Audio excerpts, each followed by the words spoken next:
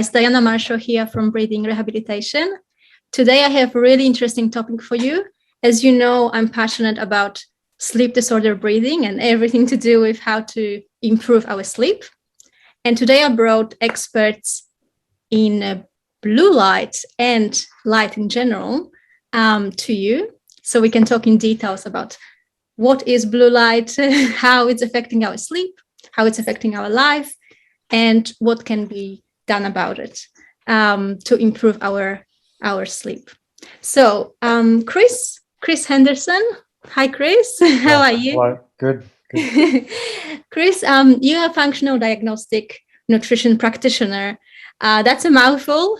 Tell me what does it mean, and how did you come to be a practitioner? Yeah. Thanks for the question. I suffered a couple of pretty significant autoimmune conditions, Crohn's disease when I was young, and then later on an arthritic condition that really challenged everything in my life, how I worked, how I did my activities, and I had to dig deep. I was always open to holistic ways of being, and I decided to do some study and found it's like a functional medicine course, and I've worked under a clinical nutritionist, the standard stuff, looking at blood work, looking at hormones, stool testing, off the back of symptom questionnaires, and trying to delve to look at the, we'd say the buzzwords are underlying cause, right? So I did that for probably 5 or 6 years. And then I had a colleague mentioned to me about looking at Dr. Jack Kruse's work, and Dr. Jack Kruse is a neurosurgeon in the States, and he speaks very in-depthly and on light and health. And you have to really know your physiology and anatomy and biology and cellular understanding to really understand him. So I had to hold on and cling on to all of the talks and rewatch them. And I probably watched about 10 or 12 hours of them. And I thought, wow, there's something to this, because if light is affecting how we metabolize hormones, metabolize our nutrition, and we're not getting a lot of natural light, what does that mean in the artificial sphere as well? So I went right down that rabbit hole. I did a bit of citizen science on myself. His recommendation was to watch as many sunrises as you can, because there's a lot of red and near infrared light. It's very healing for the mitochondria, the cells, to create energy in all systems. Because I had prescription glasses in a previous life. I was working in an insurance office with fluorescent lighting, and Daniel's going to talk about the atrocities of fluorescent lighting.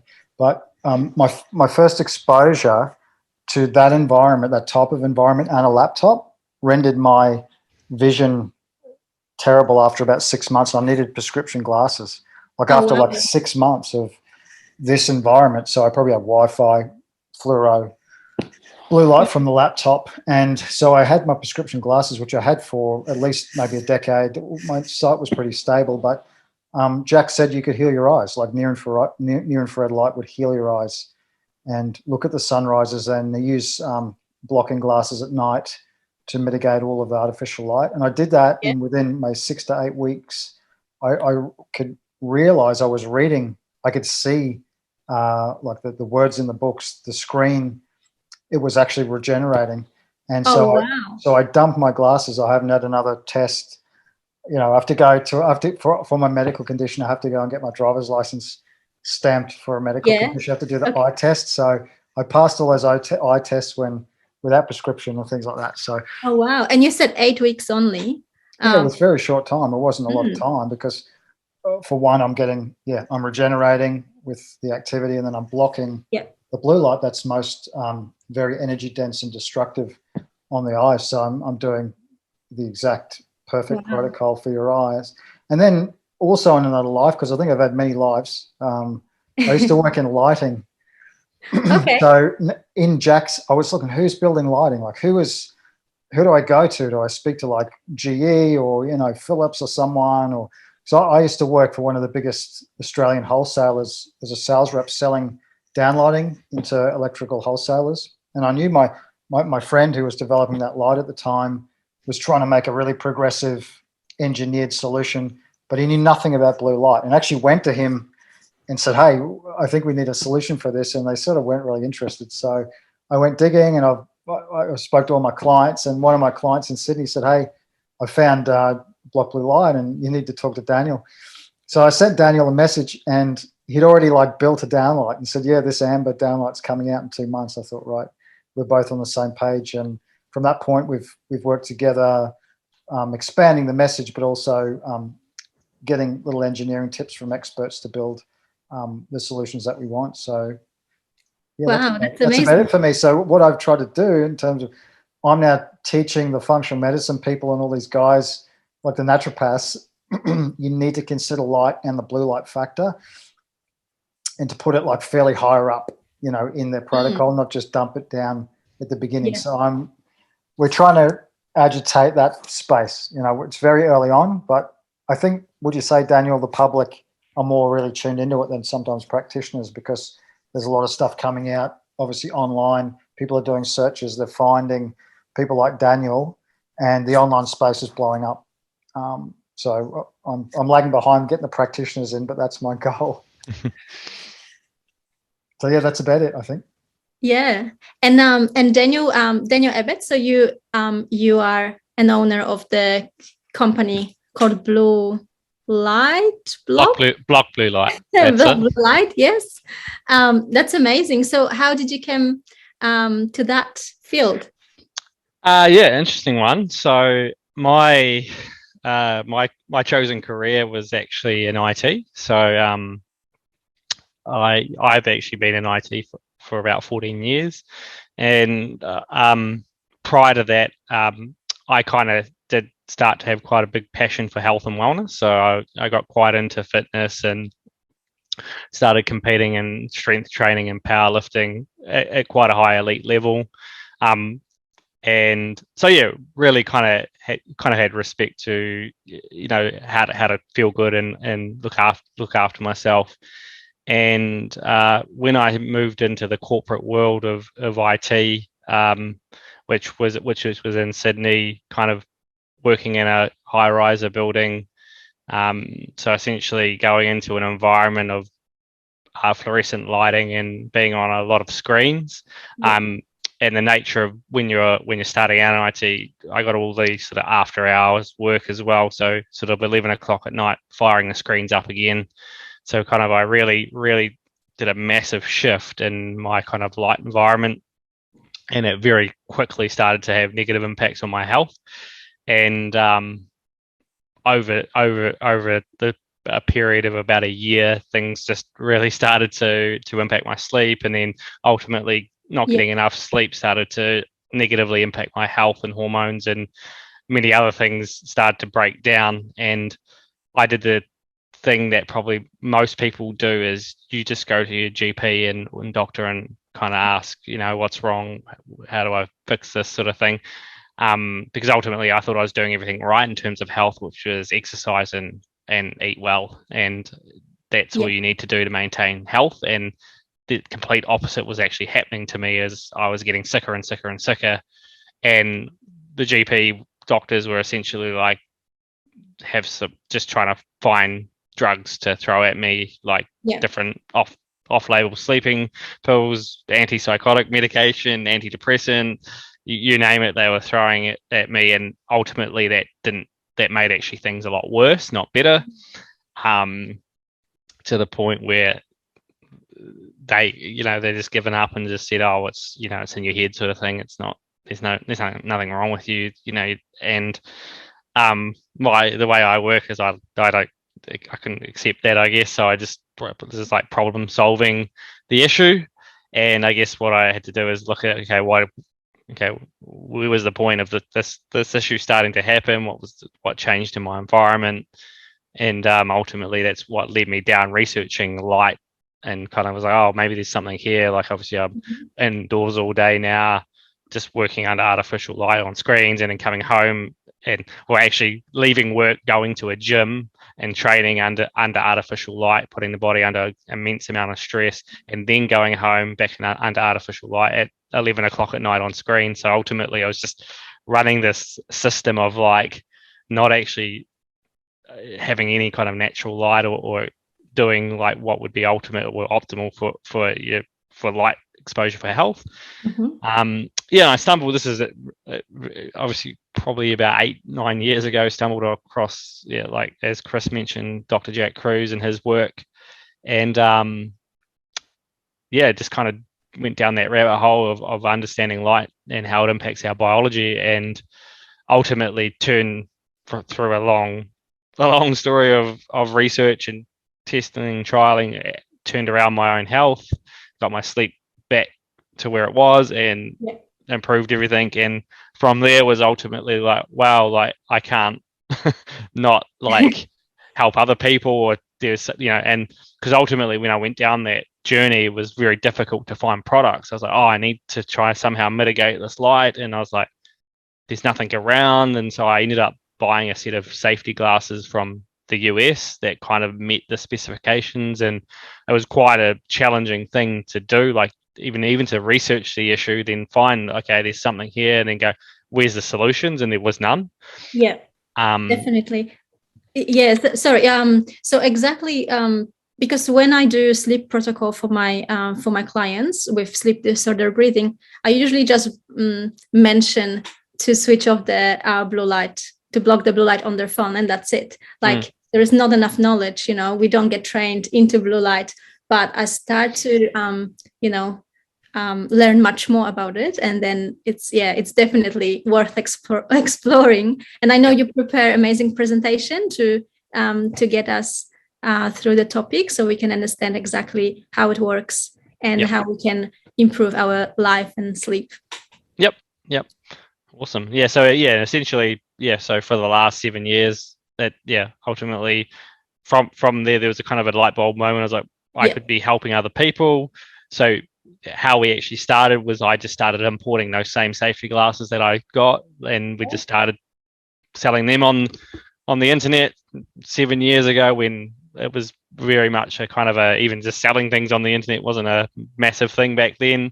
And just over this last 7 years, we've just developed further a whole suite of products, from lighting products to all different types of glasses, and just a whole bunch of, I guess, a whole toolkit of things to help not just block blue light like the name says, but I'd say optimize your light, optimize the light environment for health, and that, which I'll go into more detail what that means, but it means all sorts of different things, and we tried to provide all the tools and solutions to help that for people. Amazing. That's really interesting. And I know I was I look at your website, and there was lots of different products, so I'm really keen to to learn more. Cool.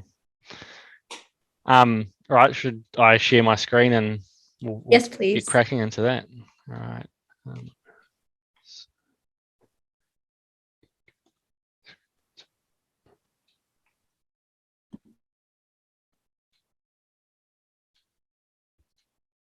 Sorry, one moment. I don't see. All right, can you see that? All right. Yep. Cool. Perfect. Cool. All right. So I just started with this quote. This is a quote from Dr. Jack Kruse. This is one of the quotes that was one of the actual light bulb moments way back when I started looking into this, because ultimately in my mind, which I alluded to earlier, is like how you achieve health was with what you ate and how you exercised. And when I saw this quote from him, it's like the power that light has on our health is so, it's like, it was like the missing piece of the puzzle. It's like everyone in the health sphere is so focused. It's shifting a bit now, but everyone was so focused on food, but just completely disregarding other aspects of health. And light is such a pivotal, integral part of maintaining or achieving optimal health. So I just like to have that in there, because that is ultimately what led me down this path. I'm not trying to say food isn't important and exercise isn't important, but light is probably, in my opinion, is more important, and how it interacts with our biology, and which I'll explain through this presentation. So I just like to kick this off. So this is blue light is found in nature. We have lots of it in our environment. It's produced by the sun, in high amounts. A common thing, or the critics out there that come to us will be like, oh, well, why are you trying to sell these things to block blue light when it's natural and it's in our environment? So this is just showing, yes, it is, and on the right there, that's a spectral analysis of what natural light looks like, and you can see it's quite a balance. You've got all the colors of the spectrum of the rainbow in there. So you've got blue, green, yellow, orange, and red, and that's quite natural, and that's very beneficial for us to have exposure to during the day. But this is the light we're exposed to. So artificial blue light is different to natural blue light. So those are all the common sources. So light bulbs, screens, phones, street lights, fridges. It's pretty much in our modern world. It's everywhere. We call it blue light, but it's actually seen as white light. So the way white light is produced is through ultimately very high levels of blue light. So the graph on the left there, that's a spectral analysis of your typical device. So very, very different to the earlier graph I showed, which was a very balanced spectrum. You can see a very high spike or intensity level of blue light there. And this is just a nice graph comparison showing the difference. So natural light versus artificial light. So it's kind of in the detail when we talk about blue light. We're really talking about artificial blue light, because natural blue light, which we only get when it's daytime, is good for us. The only source of natural blue light is the sun. There's nothing else that produces a natural spectrum of blue light. We'll just move on to obviously the dark side, or the issues that we have with blue light. This here is a little bit of a complex diagram, but I'll try and explain it in relatively simple terms. So ultimately, we have the human eye. Prior to 1998, we believed that the human eye had cells in it or receptors in it called rods and cones, and they took in light and they transmitted that light as signals into the brain for eyesight, so how you could see. So that's rods and cones. And then through some research around 1998, they discovered another photoreceptor in the eye, and it was it's a retinal ganglion cell, which is a melanopsin. And so what that is a whole different set of receptors in the eye, which take in light also, but they particularly activate with the blue light spectrum. That also sends a signal into the brain via the optic nerve. But what that's doing is essentially it's setting your circadian clock. So it's regulating the day and night cycles and the within the brain, which is regulating your hormones and ultimately how your body functions on a 24-hour cycle. So the eye is a very integral part of receiving light to ultimately influence how your body functions, not from an eyesight point of view. So it's a very, very important part to this whole picture, because which we'll explain in the later slides, that receiving the wrong light at the wrong times of the day messes up this whole system that's designed on a 24-hour cycle within our body. So those cells ultimately have a high response to blue light. They're not responsive to the other spectrums of light. So the melanopsin in the cells in the eyes essentially are sensitive to blue light. This is a nice diagram just to show what happens with the different types of devices we have, or lighting sources, and what it does to us. So essentially, blue light, when it comes into the eyes, it is designed to keep us awake. So obviously during the daytime, we're supposed to receive blue light in our eyes. It activates those melanopsin receptors that will rise up your wakefulness hormones, keep you active, awake, alert, which is very good during the daytime. Then within nature, the sun is set, and then the blue light in our environment is supposed to essentially go away. And the lack of blue light in our environment allows our body our brain to understand that it's time to increase our rest and relaxation hormones and our sleep hormones. So melatonin is one of the key ones there, and it will lower our wakefulness hormones, which is cortisol. But what's actually happening is when the sun sets, we turn on all our lights in our home. We look at screens, devices, TVs. Pretty much most people actually get more blue light exposure at nighttime, because that's when everyone's putting their TVs on, they're looking at computer screens, grabbing their phones out, all the LED lights in their home that are lighting it up. That has that big spike in blue light. And ultimately, that's activating those receptors in our eyes, telling our brain it's daytime and keeping those wakefulness hormones elevated and suppressing the melatonin or our sleep hormone. Our brain doesn't know the difference between blue light from the sun and blue light from our devices. It's not, we haven't evolved to a point where it can differentiate those, and ultimately it has the same hormonal effect in us. So our brain just doesn't, it's always on, and it's always in a state of wakefulness as opposed to rest and relaxation. So this diagram here is showing the amount of melatonin suppression from these different lighting sources. So the top two is like your fluorescent light bulbs or LED bulbs, or your phone screen or LED screens. And so that's suppressing what would be optimal melatonin by 80%. So you're just by having lights on in your home or looking at screens at night, your melatonin levels will be suppressed by 80%. The one below that is the incandescent light bulb. That was not a bad lighting source. It was very low in blue light. It still had blue light in it, but much lower than the LED technology. So that only had a melatonin suppression of about half of that, around 40%. And the bottom one is fire. So fire is natural light, doesn't really have any blue light in it at all.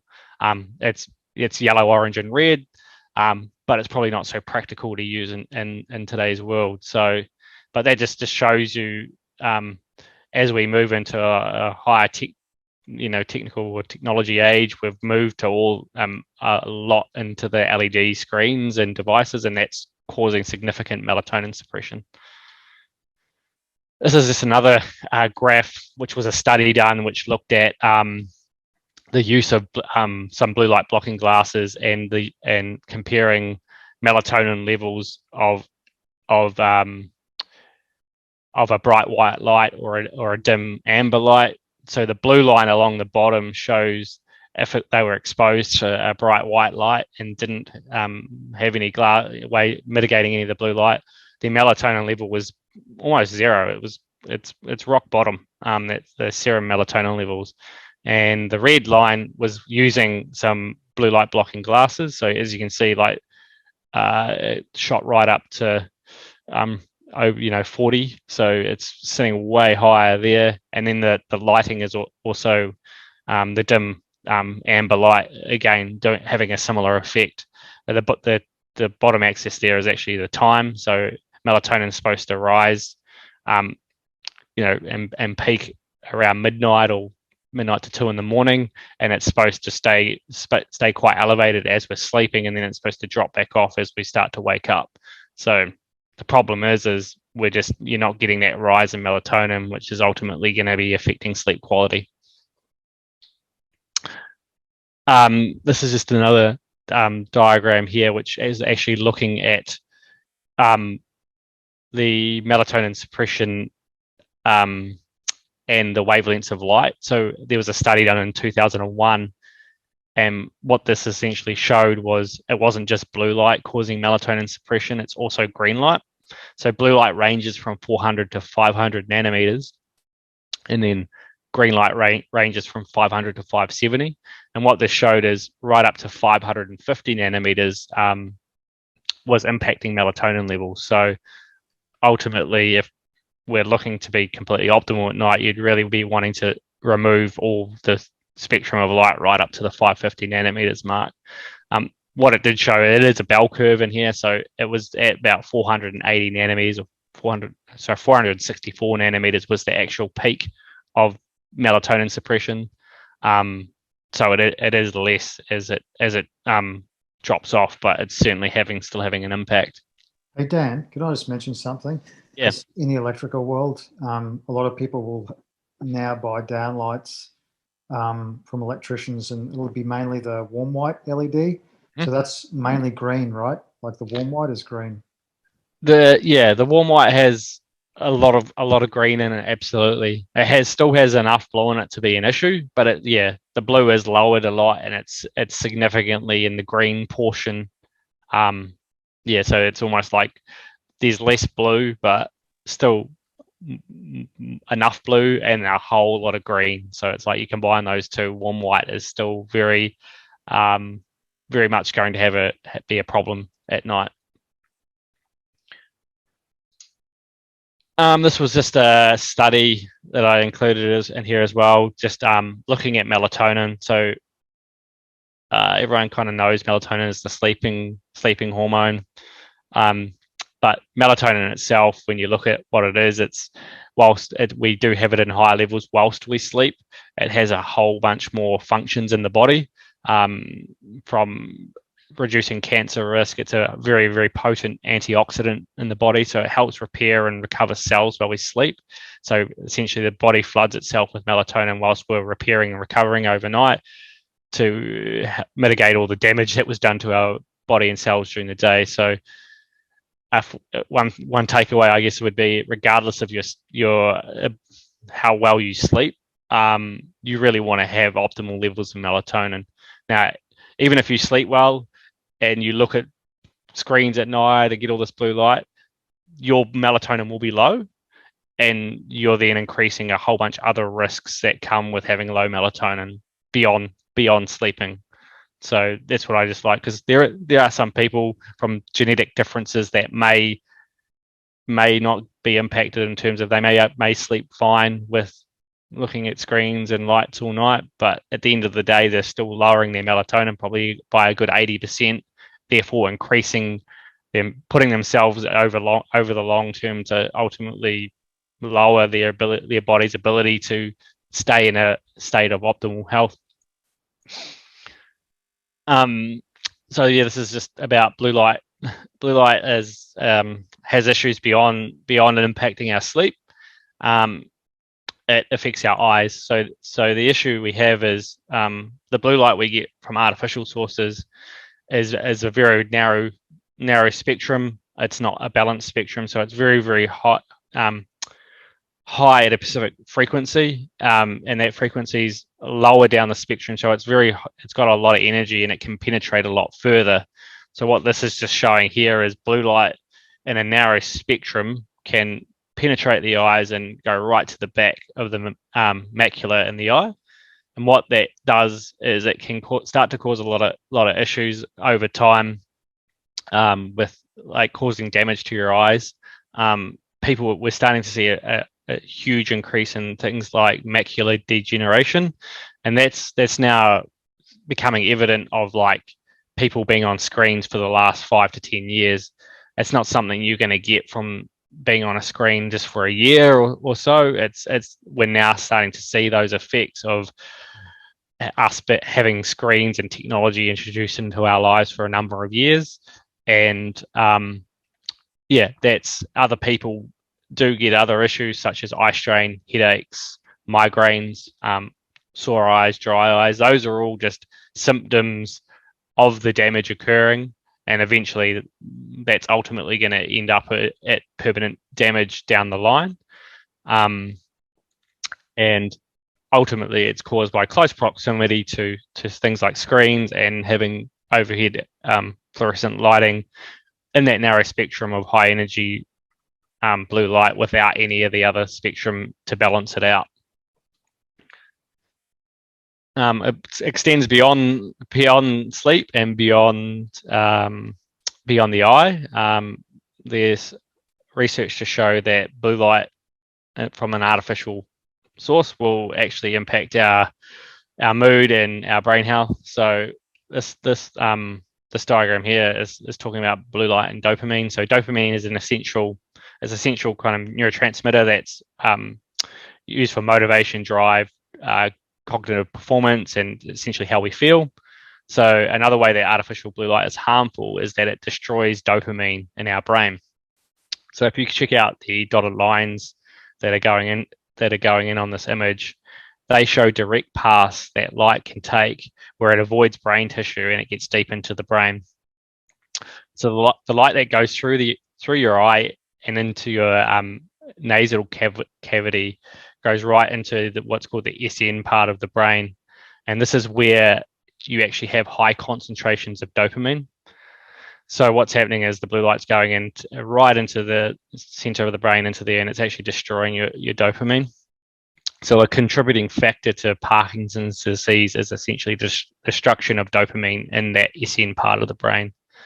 So the best case here is chronic blue light exposure is going to decrease your dopamine and destroy your motivation and your mood. Worst case is you're going to increase your risk for Parkinson's disease or Alzheimer's disease over the long term. So when you're spending the majority of your time indoors under standard LED lights, staring at screens, the dominant frequency of light is getting into your brain is blue light, and that's ultimately not a good situation to be in over the long term. Dan, can I add just quickly the slide before you mentioned melatonin? A lot of research is around neurodegeneration and low levels of melatonin and how it affects how the brain detoxifies. So if you don't have optimal melatonin, your brain cannot detoxify. So if your brain hasn't detoxed very well over a decade or 20 years, that means, you're on a fairly fast curve up towards neurodegeneration, and that's just epidemic now. We talk about pandemic, but epidemic and things are through the roof. So absolutely, all goes together, right? Absolutely, yep. So that's why I think you need to look beyond just sleeping for why we want melatonin. Ultimately, it's one of the important things, but there's so much more that extends beyond sleep with melatonin. And so many people supplement these days, including children. So that's quite scary, to think that people need that supplementation, and it can be avoided possibly. So the last bit to look at, I guess, in terms of the issue with blue light is blue light in the skin. So until 2017, so not so long ago, we actually thought that melanopsin, which is the receptors I talked about in our eyes, that's the only place they existed for humans.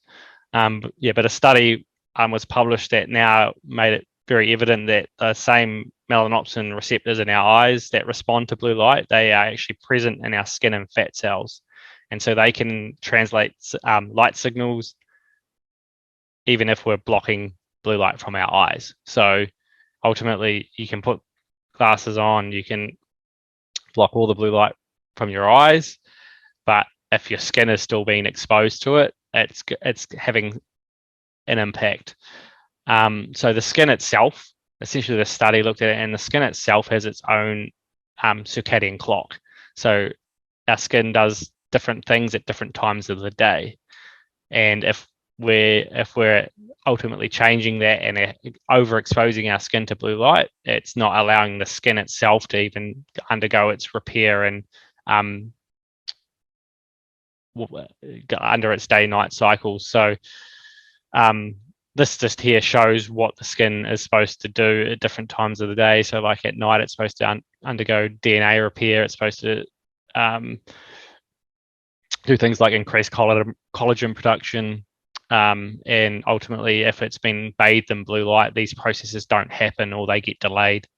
So it's kind of twofold with the skin. The blue light will be having an impact on actually shifting your whole circadian clock. Not nearly as powerful as the light coming into your eyes. That's like the primary, because there's the optic nerve which runs into the brain from the eyes. So that's a very strong signal that's going in. But ultimately, there still is cells and all throughout your skin that respond to blue light and will be having an influence. Easiest way to think about this, I like to say, is like we all know kind of how an element of light does impact our skin, and that's UV light. So UV light interacts with our skin, and our skin responds by tanning, if it's optimal exposure, but overexposure, it burns. So it'd be stupid to think that other frequencies of light would be also interacting with our skin as well and having biological impacts. And this study here is absolutely showing that beyond UV light, blue light is also impacting us. So ultimately, if we're looking to be optimal, we really need to mitigate the artificial blue light onto the skin at the wrong times of the day. So we're aligning that circadian clock as well. So yeah, we talked about how blue light's bad and all the problems with it, but yeah, there's obviously some benefits to blue light and why we actually do need blue light. So this diagram here is actually quite a very important one, which is looking at why we need blue light during the day and the reasons, ultimately how it's going to affect us at nighttime. So this is showing that we receive light into our eyes from the sun. This is under an optimal condition. We're receiving light from the sun into our eyes, and that's then translating into our brain to undergo a series of chemical reactions. So the blue light coming in will ultimately raise our tryptophan levels in our brain or in our body, and then tryptophan will convert into serotonin, and then ultimately, in the absence of blue light, serotonin will convert into melatonin. So the issue we have is if we don't get enough light during the day, enough blue light during the day, what happens is we don't have enough serotonin.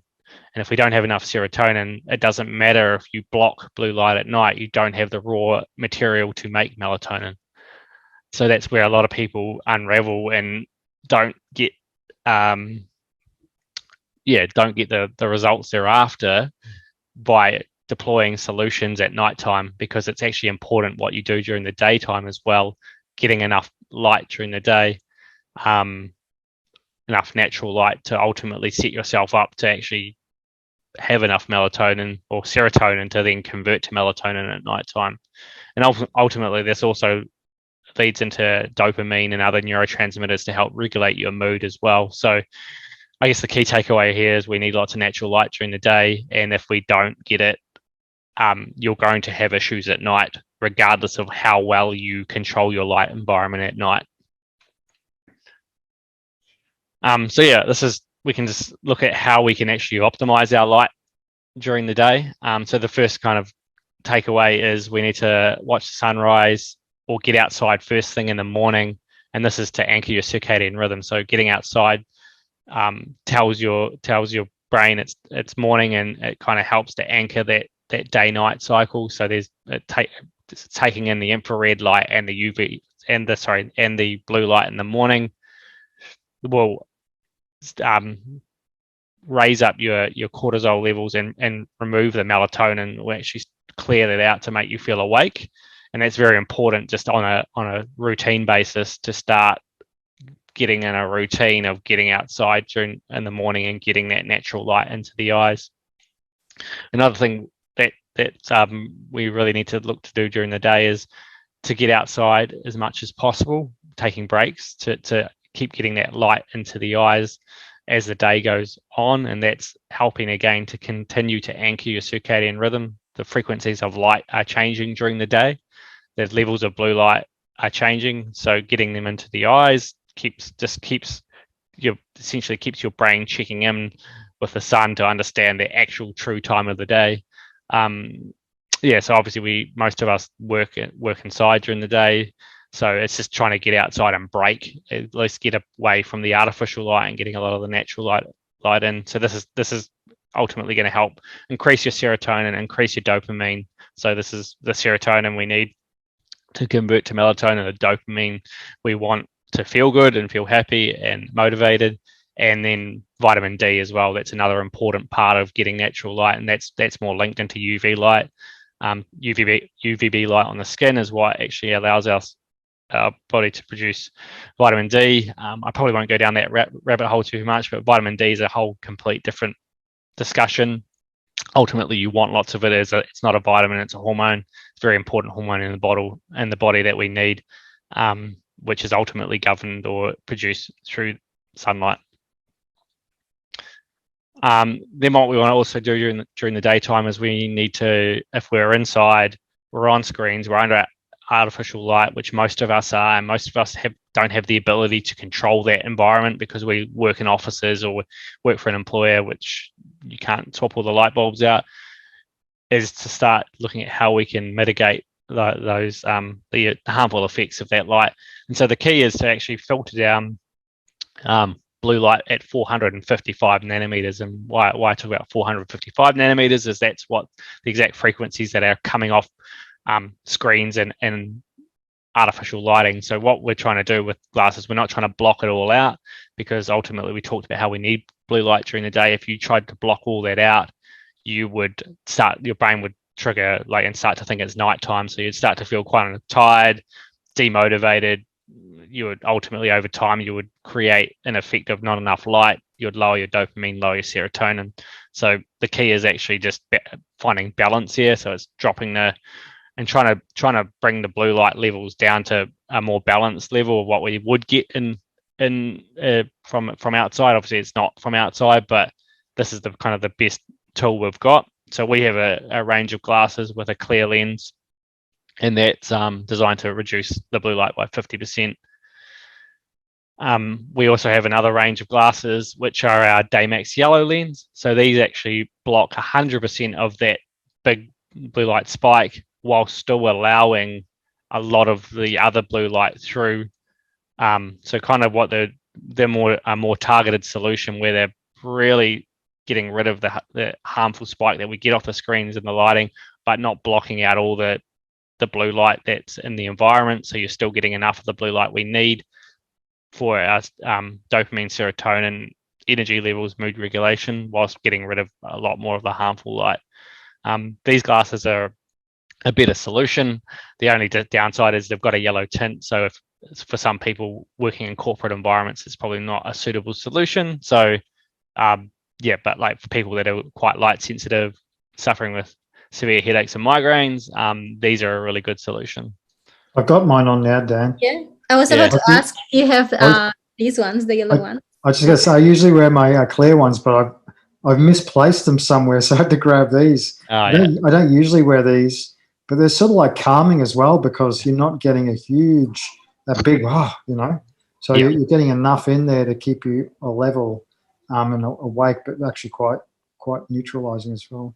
Yeah, to be honest, I've got a light here, and it's just, I can feel my eyes are, I'm squinting, and it's actually hurting me because I've been here for a while now, and it's definitely having effect on me when I have it on, that separate light. Yeah. So this slide here is this is a big part of what we do, is try to educate as well. So there's a lot of products now on the market that claim to be blue light glasses to help with a whole range of issues. The issue with most of them is, they're not created equal. They're just cheap rubbish, essentially.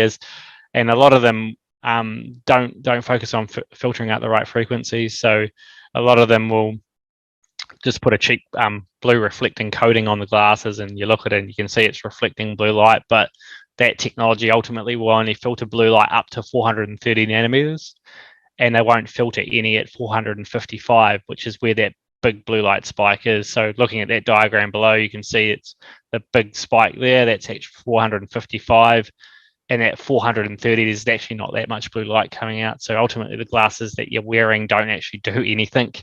Whilst they are not technically lying to you, they are filtering blue light. It's just it's in the detail. They're not filtering blue light at the right frequency to actually have a true effect or give you protection. So you just got to be careful when buying glasses. It's making sure that they're actually doing what they are, and it's actually very difficult to find out there. A good 99% of the glasses on the market are just pretty much what we're discussing here. They're not made correctly, and we know that because we've tested them. So we've got a very high end laboratory grade light spectrometer, so we can test exactly what frequencies of light are being removed. So for example, that's me testing a pair of cheap glasses, and they are not filtering anything at all. So, so they basically just tinted glass, and that's it. with a with the cheap glasses. Yeah, and they've got a coating on the outside. What the coating does is it removes most of the violet light, and so what they do is they get this little pin, like a laser pin pointer, and they shine it at the glasses, and it looks like it's blue light, and they show it doesn't come through the other side, but that's actually not blue light; it's violet light. So violet light can look like blue light. It's almost looks like a shade of blue. So they're kind of just like tricking you a little bit. You're like, whoa, they don't work. They're working, but ultimately they're not. Again, filtering any blue light at 455 nanometers where it needs to be. Wow. So as a daytime pair, they're a waste of time. And as they even talk about sleep, helping with sleep. So just to caveat, these two solutions we've provided here are daytime glasses. They don't help with sleep in any way, shape, or form. They're not designed to increase your melatonin or anything. We'll get to that later. We've got different glasses for that.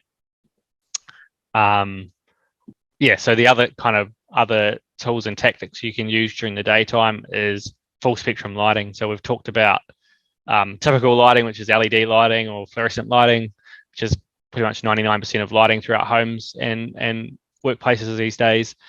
Full spectrum lighting is different. Full spectrum lighting is designed to replicate the same visible spectrum as natural light. So this helps with mood regulation, stable energy, and avoids eye strain and headaches. So full spectrum lighting is high in blue light, but it's high in all spectrums of light. And so I'll show you on this slide. This is our solution to full spectrum lighting. This diagram on the right here, it shows down the bottom what you see in an ordinary LED, and then that's actually the spectrum of our LED that we've created, and it very closely tries to mimic what we get from the sun. So we created a product called the BioLight, which is a full spectrum light. It has 3 modes in it, however, so it can flick from the full spectrum light, which we want during the daytime, and then you can actually flick it down into a lower blue light mode, which is good for late afternoon, early evening, and then you flick it once more into the night mode, and that's got 100% no blue light in it. So this solution here gives you kind of, as the day changes, you can optimize the light, and it's very simply changed by just turning your light switch on and off. Off and on.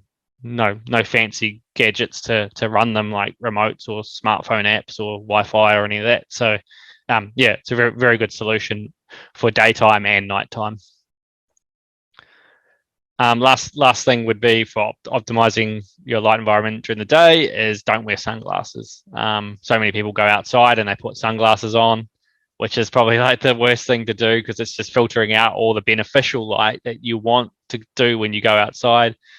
I'd say probably a good 90% of people wear them for a fashion statement. Like there is a use case, like if you're needing, like you've got glare or driving, yep, absolutely wear them for safety reasons, but try and get as much unfiltered light into your eyes as possible. Like so many benefits to it. So that's just a tip. A lot of people probably will continue to wear them. I gave up wearing sunglasses about 7 years ago. Have a pair in the car just in case there's a bit of glare from the sun, but that's about it. Now we'll look at nighttime and how we can optimize your light at nighttime. So we've got two different solutions in terms of glasses for nighttime as well. So the first ones we have is our sundown blue blocking glasses. These are an amber tint. They block 100% of blue light. So that's a true spectral output from our spectrometer, showing exactly what light does and doesn't get through. So you can see right up to 500 nanometers, there's no blue light coming through, and there's a bit of green light. So it doesn't block all the green light. We talked about green light and its impacts. So these aren't like the most optimal glasses out there. They take you like a good 90% of the way. I guess the reason we've created these ones is they're a lighter tint, so they're a bit easier to use in the early evening. They don't distort your color as much from what you can see. Still 100% blue blocking, so pretty much one of the best kind of glasses on the market. But we've kind of taken that one step further and developed a completely optimal lens that removes 100% of the blue light and 100% of the green light up to that 550 nanometer mark, and that lands with a more reddish, darker orange lens. So this is the most optimal and a lens that's in line with science. So wearing these at night ultimately removes every single frequency of light that could suppress your melatonin. The downside is everything's a bit red when you look through them. It's a small price to pay for the benefits gained. I've worn a set of red lens glasses for the last 3 to 4 years. I still can watch TV and do things like it's a bit of an adaptation period. Like ultimately, things do look different. So you just over time you get used to it, and but again, they're not for everyone. So some people will prefer the lighter amber one. So we just try to develop a solution that's for everyone. And that's the spectral graph there. As you can see, it's taking out all the light right to that 550 nanometer mark. So tiniest amount of green light coming through, because that's from 550 to 570. But that green light doesn't interact or suppress our melatonin. It's funny because when I tell my clients to stop using smart TVs and smartphones 2 hours before bed, they're like, "Oh no, what are we going to do? We can't scroll, through social media before bed." It's like, But now I guess when you're wearing the glasses, you can still do all those things, and you can still actually watch your TV before bed, watch your phone, and scroll, right? Yeah, so that's the perfect solution. You can, but you'll fall asleep quicker. I had a client. I had an 85-year-old client who was on melatonin. It mustn't have been metabolizing very well because he was having nightmares and bits and pieces. And I said, Arthur, will you do something for me? Will you wear, tannable shorts and things in the morning and go out in the morning and wear these red blocking glasses at night? And he agreed to. And within about a week and a half, 2 weeks, he was off the melatonin. Wow. And he was watching his Netflix and he said, I just fade out. And I don't finish the movie. So that's an 85-year-old. So yeah. Well,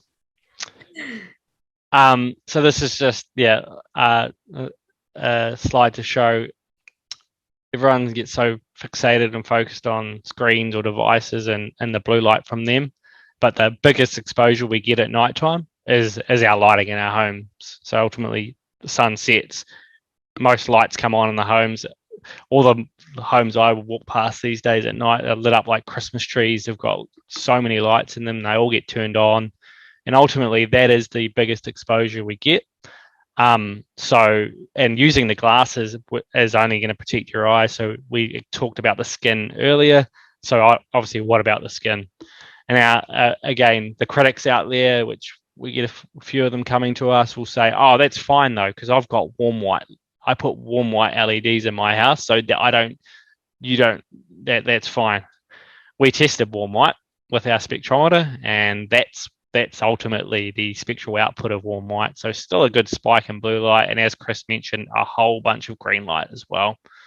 So it's not cool white, but it's not that far behind in terms of its impact, your biological impact on your melatonin, on your cortisol levels. So it's simply not enough. The other issue we've got, so just on lighting, if we're talking about the issues with our modern lighting, it's not only the spectral output that we're looking at, there's an issue with flicker. So what flicker is it's the LEDs are digital kind of light bulbs, so they're either on or off.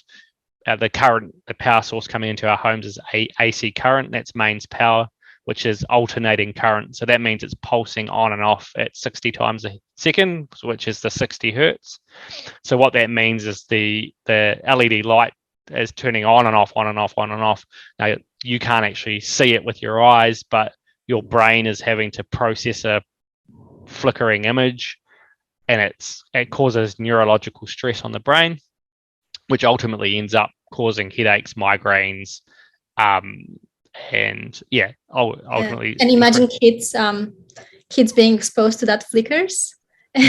What does it do to their brains? And there's a lot of we we have customers come to us they've got kids with ADD and other disorders, and they find when they shift to a more healthier life, they just find everything just calms down on them. It's ultimately the lighting is overexciting them as well, and just the exposure to it all the time is absolutely having an impact on kids, and their, their behavior is big time. So this is a video we've got which is just showing a bit of flicker. Flicker can actually be, you can actually see a lot of flicker if you grab a smartphone and film the source on slow motion, and you can play it back and you'll see the flicker in it. And why you can normally see that and you can't see it is because a slow motion camera can film more frames per second than your eyes can see. If I can play this video, we'll see if we can get it to work. Yeah, so that's filming there, showing you can't see that, but that's what's going on, and it's what your brain is having to deal with, is all that flicker there. And that's typical when probably 99% of lights in the home are doing that. And so we talk about like blue light causing eye strain and headaches. It's like a combination. You add in the flicker, you add in it's all together is the issue. So ultimately, just removing blue light's not going to resolve a lot of issues for people. Let's go to the next one. So here's another one. And so another thing is like people go, oh, well, I've got incandescent or halogen bulbs. And I talked about how they were a relatively good light source in terms of the color output being quite low in blue, but they also have flicker in them. And that's because unless they're bright enough, the filament isn't bright enough, it will flicker as well. So here's another video just showing what happens with incandescent bulbs. And so much less flicker, but it's still present as well. So it's not a flicker-free source. And if we think about, I like to relate it back to nature, and we've talked about like natural light and stuff. So natural light is from the sun. There's no such thing as flickering light in nature. It does not exist. So it's a direct source. It's constant. It's always, when it's on, it's always on. It's not flickering on and off. So again, it's a very unnatural light source to have with a light flickering on and off. So again, it just adds to the issues that we have with our modern lighting. And this is actually a typical LED screen as well. So it's still on the flicker issue. Let's see if we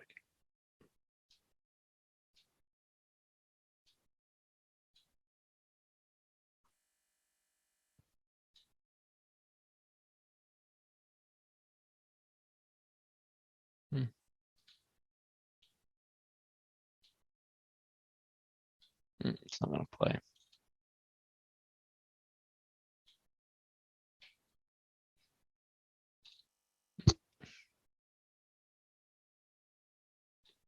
I'd have to give up on that because I don't think it's going to play. All right, give up on that one. Yeah, so this is just a slide to just talk about like LED lighting has essentially taken over incandescent lighting. And really the push behind that, we're told, is it's due to energy efficiency. It's a more green and eco-friendly solution for sustainability, for lower power consumption, longer life. So the idea is that we're consuming less energy, we're not having to replace them, so the raw material, and so it's better for the earth, essentially. It's better for the planet. But the question is it better for us as humans? And I think that's where there's been a real disconnect. Is there's been this big push to this energy efficiency or green lighting, but with complete disregard for human health, and ultimately it's destroying human health. So it's like we're saving the planet but destroying us.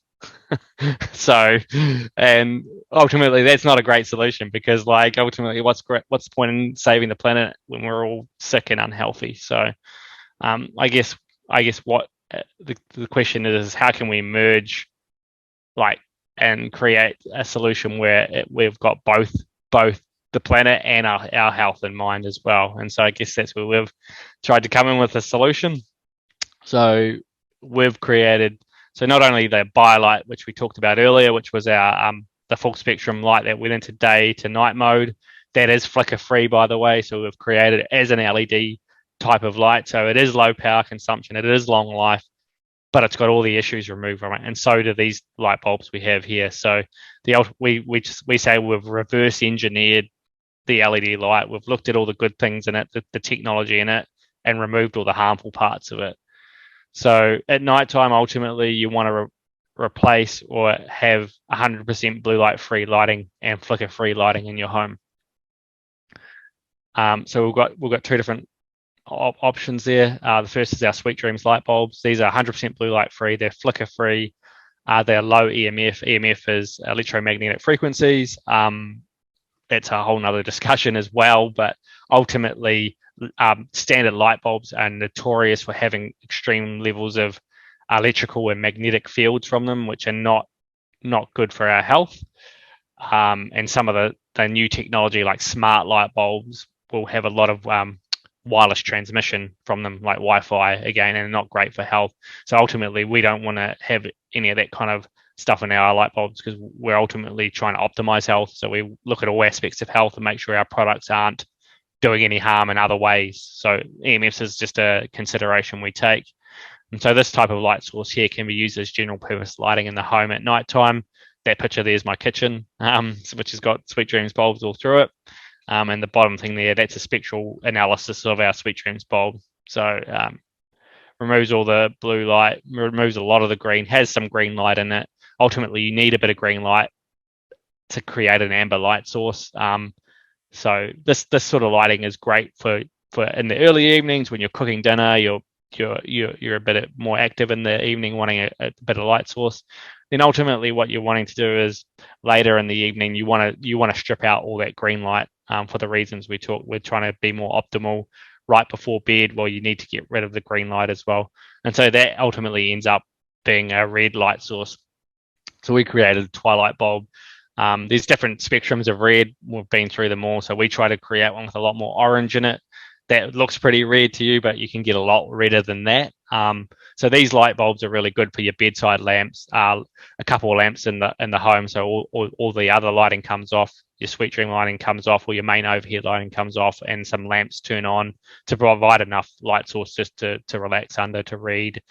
And yeah, the idea is also you really want to get away from overhead lighting as well, because ultimately, if you think about how we've evolved, is even like a fire is at eye level or below, and like receiving light from above, regardless of a bright light, is almost like a trigger of like the sun. So bringing the light source down to eye level and below, and then moving to a red, you're almost trying to replicate a fire with it.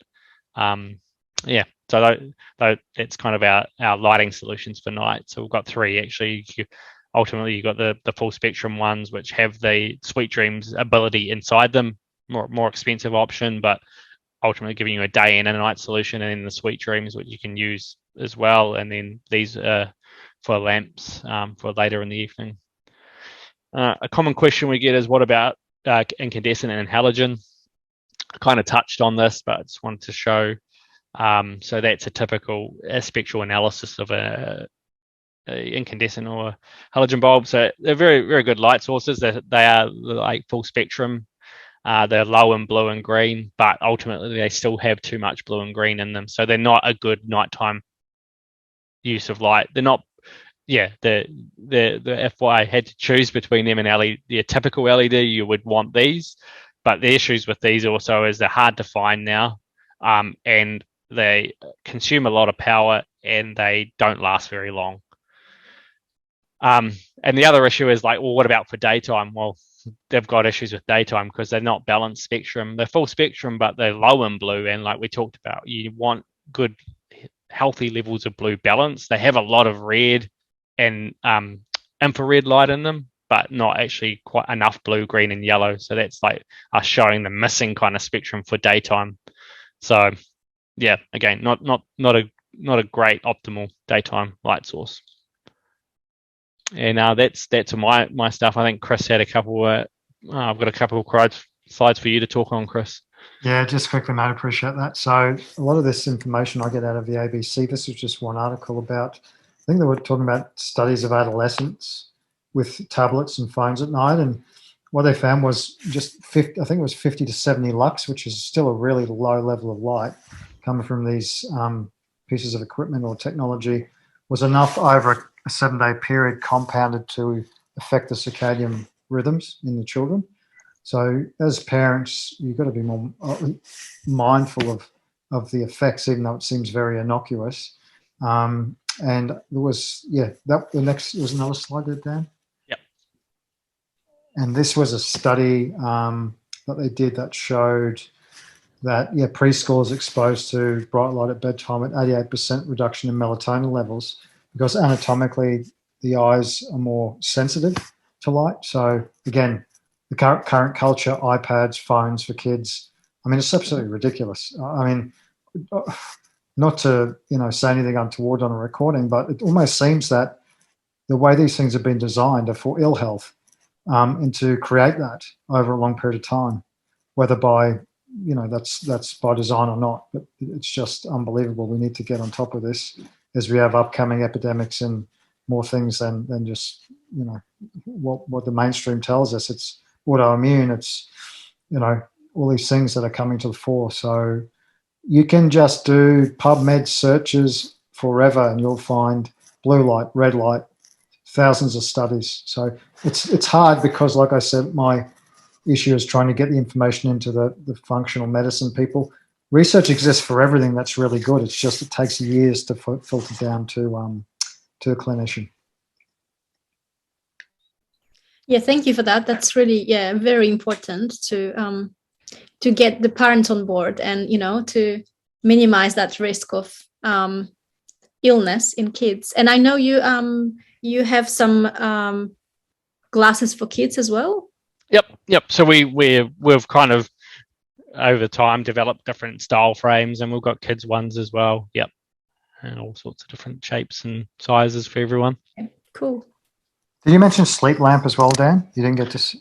Oh yeah. So I guess on the lighting front, I guess I just discussed the bulbs. We've actually developed a whole suite of different lighting products, from night lights to portable lamps to book lights.